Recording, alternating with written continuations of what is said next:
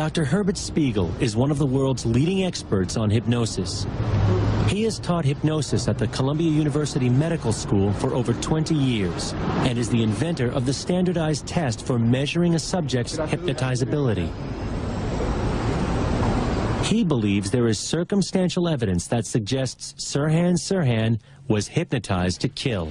The total and complete amnesia that Sirhan demonstrated from the very beginning to this very day suggests strongly that he was A, highly hypnotizable, and B, programmed to perform that act.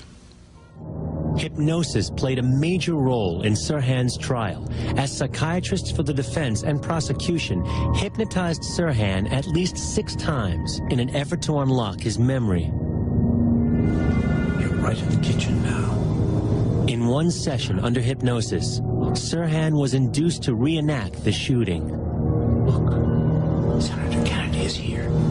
The psychiatrist reported that Sirhan nearly choked as he relived being strangled, just as in his actual capture. Get the gun! Stay away from the gun! This incident is one of many that Dr. Spiegel found in his review of the court psychiatrist's reports that lead him to believe that Sirhan falls into the highest category of hypnotizability.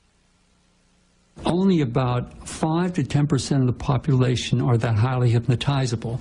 He comes under the category of what might be called the hypnotic virtuosos. In fact, Sirhan's high hypnotizability, which allowed him to slip into spontaneous trances, was the basis of the defense's argument. His lawyers argued that Sirhan involuntarily shifted into a hypnotic trance and therefore carried out the assassination without planning it ahead of time. The possibility that someone else may have hypnotized Sirhan was never presented in court. But Dr. Spiegel believes that the circumstantial evidence, Sirhan's desire to be hypnotized, his extreme compliance under hypnosis, his amnesia to the assassination event, all suggest that Sirhan appears to be an ideal candidate to be hypnotized.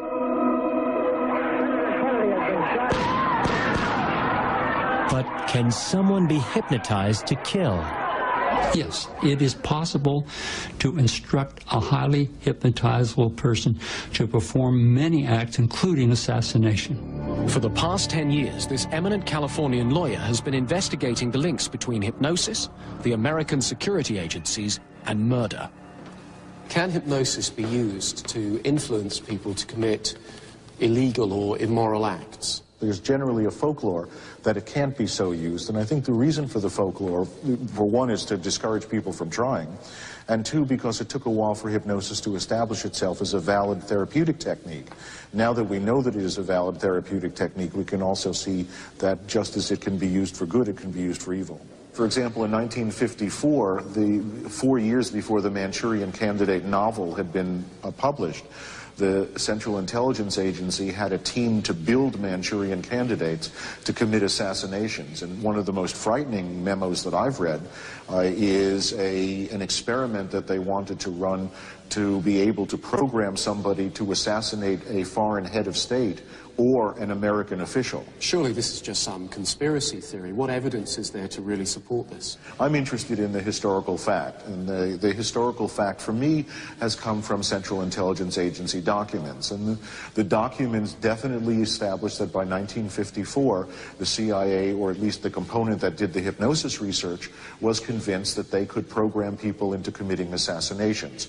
A more recent experimentation by the Central Intelligence Agency suggests that they have conducted a series of what they call terminal experiments, and these are experiments which will end in the death of the subjects. In one set of letters from the CIA to a researcher, they asked the researcher if he would be willing to conduct terminal experiments, and the researcher said he'd do it for free.